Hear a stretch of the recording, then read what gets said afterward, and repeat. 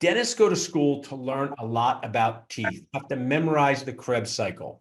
But what we don't learn enough about is money and how that moves through our practice and our lives. Today, we're going to talk with one of our amazing key resources and sponsors about how you can figure out the money part of your life, both inside your practice and, more important, in your personal life. Welcome to our show. Please introduce yourself and tell us what you do to help dentists. Thank you for having me, Paul. My name is Bilal, Mehanna, and we are a dental CP firm. We've been doing it for many years. We help dentists in the finance world, practice, accounting, taxes, help them clarify their financial goal. We help them realize that their potential in their practice and outside their practice also. And I want to share, I really appreciate you supporting our group. I'm going to put my dentist hat on for a minute. So if I could talk to young people about how to take care of their teeth, the thing that they probably don't know to do, and maybe you don't know either, and you can teach your family, is when you finish a meal, you should rinse with water for 10 seconds. So when you finish eating breakfast, lunch, dinner, don't run and brush your teeth. Most people can't. You should take water, swish it around in your mouth for 10 seconds, and then swallow it. What this does, it removes the debris from your teeth. It decreases the acid in your tooth, less likely to get cavities. So if I went and said, hey, everybody, if you do this, your teeth will be healthier. Talk to us about dental students and new dentists and what you've seen when clients come to you. What should they be paying attention to? What do you wish dental school made them aware of? Because they invest so much money in their degree. And I was one of these people included. And you get out and you just think, oh, you just help people and make money, and you find out it's so much tougher. So what tip would you give a dentist out there? Just a tip for healthy accounting, healthy practice ownership. First of all, thanks for the tip. I never knew about that. Even though I was a dentist, I will do that and try that next time. First, I had a call yesterday with one of the dental naturals group members, and he's a new grad, so he graduates in this month, obviously. And so one of the things he was asking me is about he wants to buy a practice. How can he prepare? What's the steps to take to be ready for that? And one of the things that we talked about is that most dentists graduate from dental school not having read a business book in their life. They read many books, right? Mostly biology, probably, but no business book, no communication book, no management book. And one of the things that we said, first of all, you have to understand money, how money works. One book I recommended to him is called Psychology of Money. It's a great book. It's not too big. It's about 200 pages long. It's easy to read, but that gives you a foundation of how to think about money, because most dental students will graduate with $500,000 debt, not understanding how much will that be in 10 years. It will compound. It's not $500,000 fixed. You pay it over time, right? So one of those things that we educate our new clients, new dentists on understanding money, how it works and how it flows. And I love that. I love that, the Psychology of Money book, great tip, because one of the poignant things I've seen is dentists go to school longer. They have great earning potential and power, but many of them don't get to retire on their own terms. Have you met dentists that even though they've made six figures for 30 years, they have not mastered the treatment plan like we talk about to retire in their own term, and they're not practicing at the age of 70 because they want to, it's because they have to. Have you seen 100%. So like one of the things we talk about dentists when we bring our new client, right, that owns a practice or wants to buy a practice, one of the biggest things we try to establish is something called the Wealth Dream Roadmap. What is that, right? When most people in general, not only dentists in general, they never think about their personal financial summary unless a bank asks for it. Yeah. Right. They never really realize, okay, what's my net worth today, right? Unless a bank asks for it. And that's where we set the foundation.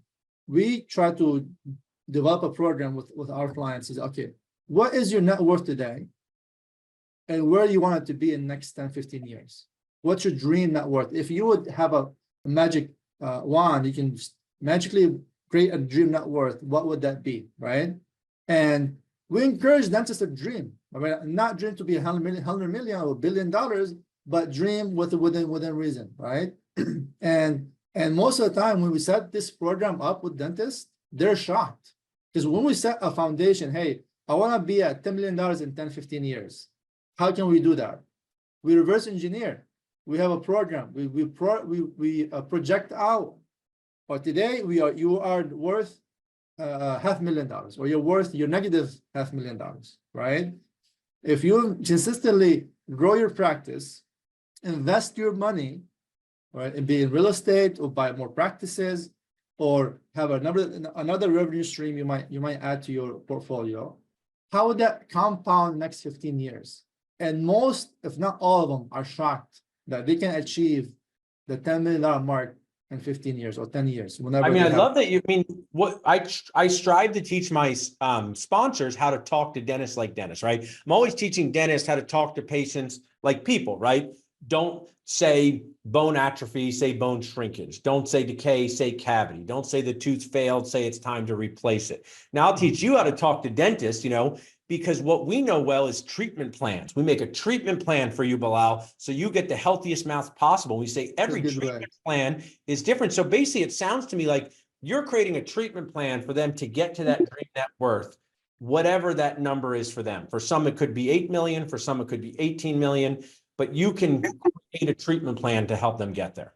That's a great way of putting it. I love your perspective on it. Yes, it is a treatment plan. It is a treatment plan for the personal financial wealth that for dentists that want to accumulate over time.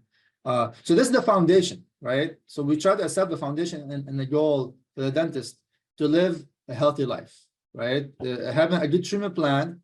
Once you complete the treatment plan, the dentist will feel better about his personal life, his family life, how it's protected. And now we move into different steps where, okay, what are the tax liability potentially we can reduce? What things that we can plan out throughout the whole year, this year or next year or next 5 years. So we plan out every year and next couple of years. What foundation of entity structure you might have, how you're set up as an entity. I want to interject there, Bill. I always tell my wife, I don't interrupt. I just interject ideas. Because now, continuing with this analogy, patient says, I want a beautiful smile, healthy bone, all these things. And now we have to get there, right? We have to start behaving in certain ways. We have to start making action plans. So you're talking about minimizing taxes and entities, right? You're talking about some details.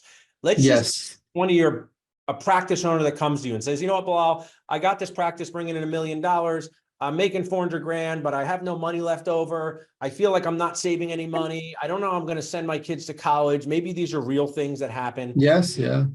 Talk to me about how you and your team now jump in and, give us some insight on this, whether it's tax mitigation strategies, entities, you don't have to get into a deep dive, but kind of just round out some of those details.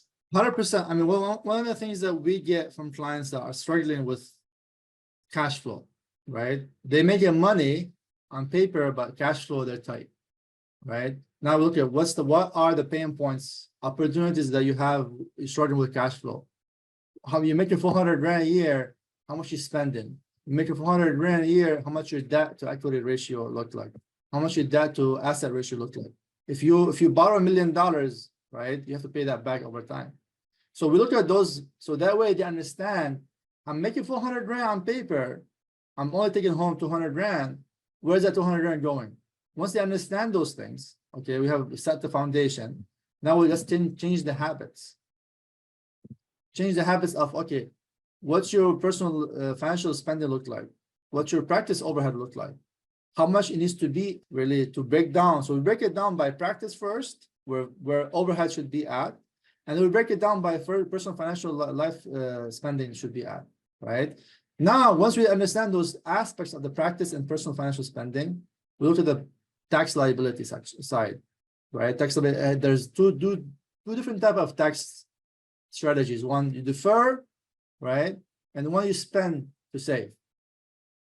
It isn't much, if you were breaking it down into two different categories. I like that. It's kind of offense, defense. And now, we've been having a good podcast, so I want to bring up a sore subject. I don't want you to get upset now, but I'll bring up the Detroit Lions. I was rooting for them, Bilal, in the playoffs. And I'm going to use this example. I know they had a good season. I was rooting for them to go to the Super Bowl when we were talking.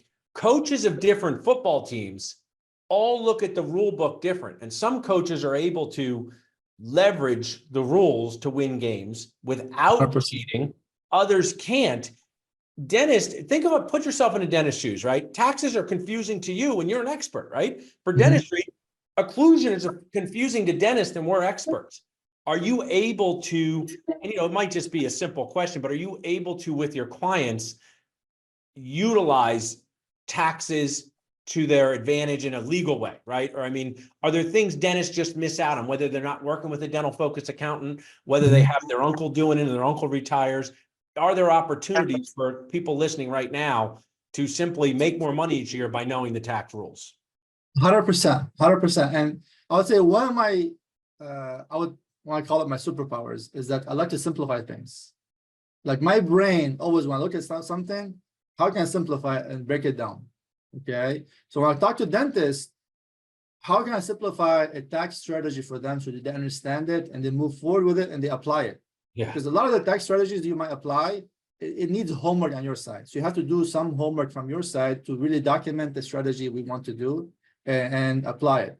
If you don't understand it, right, you don't apply it.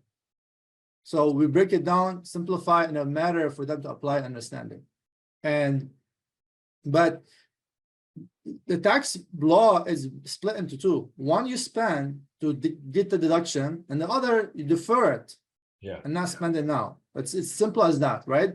And now, okay, what are the opportunities for you under this two different buckets to defer? So defer, obviously, there's a 401k, there's a profit sharing plan, there's a cash balance plan, there's SEP IRA, all retirement type of stuff, retirement, right? There's also depreciation. We accelerate depreciation to get more money now, more deduction now, and then less later, right? If you buy a building and do it for $1 million, well, typically the whole building is about 39 years depreciation, right? Now, how can we accelerate those 39 years into 5 years? Yeah. And now, but you won't get the rest of the deduction anymore. You compound into a small amount of years. And this just sounds like examples of, why it's important to work with professionals and especially dental focused professionals, because our grandmothers were right, Bilal, we're very special dentists, right? I mean, you are somebody who has chosen to work with dentists. We appreciate it. And I mean, this is just an authentic question to help practice owners feel better. I think it's pretty complex to own a dental business. I feel like there's a lot of 100%. parts and pieces. I mean, it's not something you should just know by reading a Google article. Tell our audience the value of, and maybe you can even highlight other team members you work with, like dental focused accountants. Maybe you work with dental focused financial planners. Just give our audience the importance of working with specific professionals to help them get to this dream net worth. Yeah. So, I mean, one, to know, like, I know how hard a dentist works in a practice because my wife is a dentist and she owns a practice. So I know all the ins and outs, highs and lows of running a practice, managing staff, managing patients. So all the stuff, I feel it every day, especially on the days the staff are not doing so well. Yeah. Right? I would say this way, tell your wife this. I was talking to Paul. He said, running a dental practice is like running a circus where the animals don't try to eat you, just slowly annoy you to death, right? She'll That's how you feel.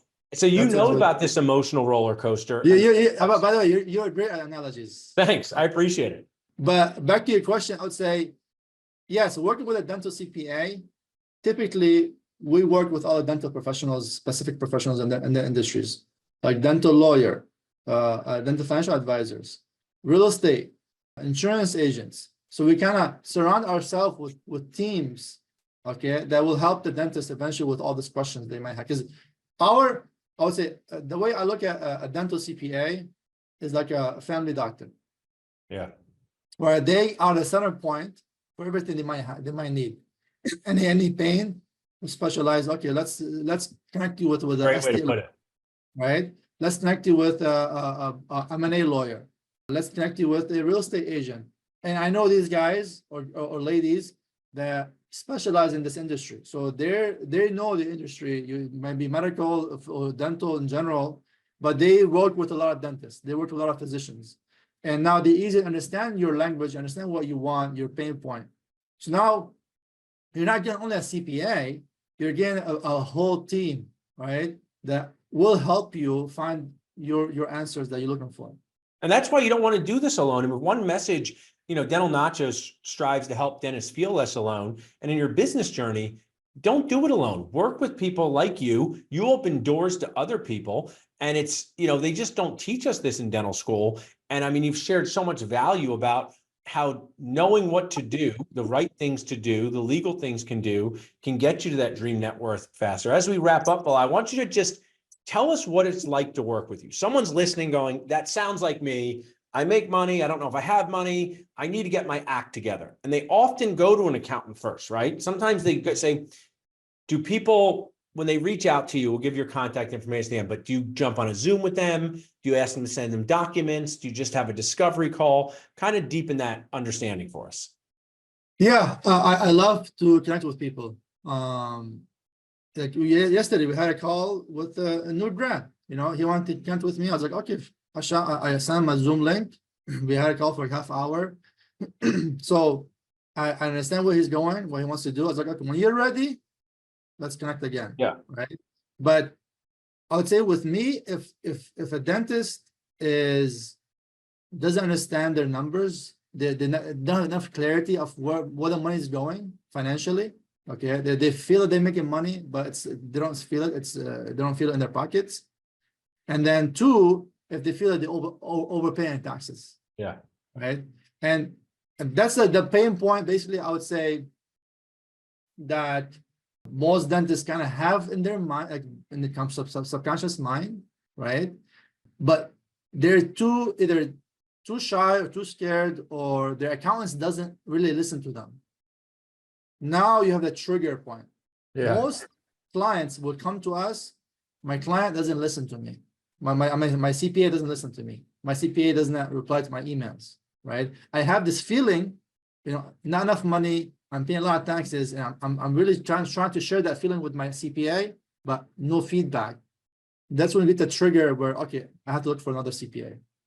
And I think that, people outgrow people that they work with. Doesn't mean that they were not a good fit at the time, but as you move through this practice owner journey, or maybe you're working with someone outside the dental field, you want to work with people who know what it's like to be a dentist. You should proudly say, you are married to one of us very unique dentists, right? So you Yes. really know in your house. So Bilal, if someone listened to this and found value in the dream net worth, in the knowing your numbers, in the just pausing and figuring out what's going on with their financial life, how can they reach out to you?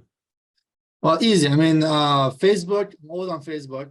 So that's an easy, Bilal Mehanna, and you can find me on the Dental Nachos. You can find me on my website, www.mehannacpas.com, and my LinkedIn page, Bilal Awesome. Mehanna CPA MSD. And yeah, I would say the easiest way is Dental Nachos or Facebook. That's the easiest way, fastest way, and I can reply back really, really, really fast. Awesome. Well, I appreciate you supporting us as a sponsor. You had so much value to the group. You had more than value. You had fun, from the Detroit Lions to soccer. Yeah. People can reach out to us at dentalnachos.com. Thank you so much for sharing with us today. Thanks, Paul. I appreciate that.